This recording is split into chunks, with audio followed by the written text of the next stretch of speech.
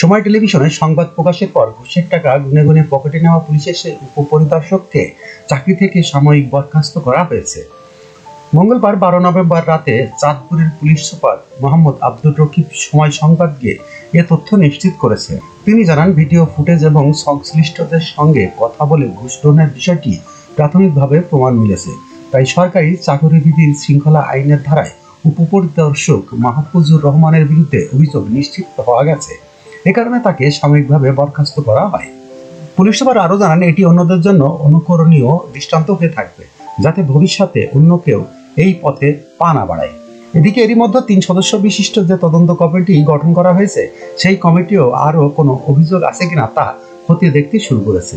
এই কমিটির প্রধান হচ্ছেন পুলিশের সংশ্লিষ্ট সার্কেলের অতিরিক্ত পুলিশ সুপার পঙ্কজ কুমার দে।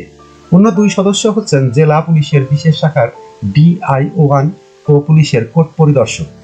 আগামী 7 কর্মদিবসের মধ্যে এই committee police super Mohammad Abdur রকিবের কাছে তাদের তদন্ত প্রতিবেদন জমা দেবে বলে কথা রয়েছে।